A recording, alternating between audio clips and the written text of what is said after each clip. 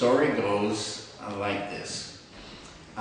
In the 60s, I start hearing about meditation, and I think it's a waste of time, and it's a fad, and I am not interested, because I was pretty stupid. But anyway, that's what I thought.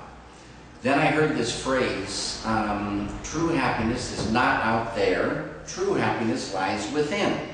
Many phrases in the world have the word within, within. And I thought there was some truth to this phrase, true happiness is not out there, true happiness lies within, but the phrase doesn't tell you where the within is, nor does it tell you how to get there. But I would think about this. Then one day I thought, whoa, maybe meditation is the way to go within. And so I start getting interested in meditation. And I start looking around, talking to people about different kinds of meditation, because there's so many different forms of meditation out there. And I would hear about this one, ask questions, didn't seem right, didn't seem right, didn't seem right. I started reading all these things. Couldn't find the thing that felt right for me. My sister calls one day and says she started transcendental meditation. I like what she tells me about it. And more than that, I hear a change in her voice. More happiness, more self-assuredness. And I say, this is it. So I go down to the center in Los Angeles and I learn transcendental meditation July 1st, 1973, Saturday morning. Beautiful Saturday morning.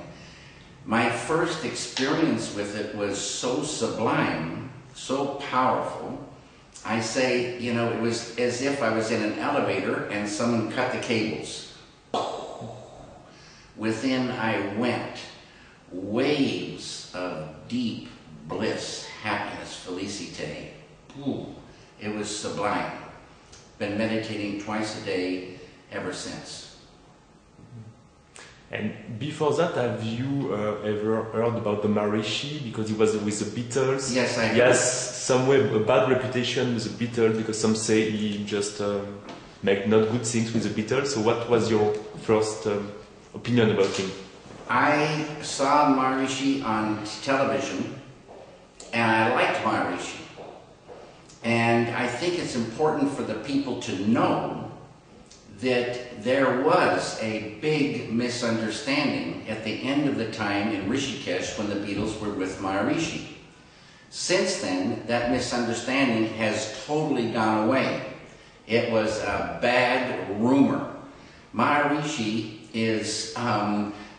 was not doing anything wrong. He was doing everything right. Since then, apparently, you know, the Beatles have all, well, the ones that are alive now, Paul and Ringo, are meditating regularly.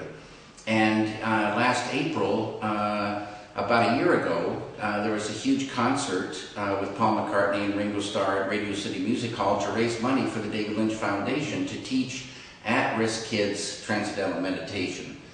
So all those misunderstandings have stayed with, you know, the world, but they're misunderstandings. Do you have to believe in God to practice? You don't have to believe in anything, and it will still work. As I say, you don't have to believe an X-ray machine can see your bones, but there they are. And this is, you could say, how do you know that you're really experiencing this? Because it's a subjective experience.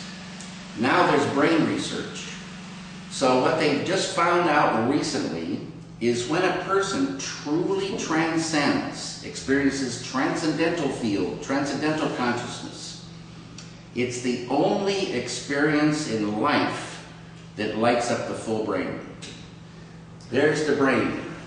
And they say, scientists said, we only use 5 or 10% of our brain. Here's an experience that lights up the full brain on the EEG machine called total brain coherence.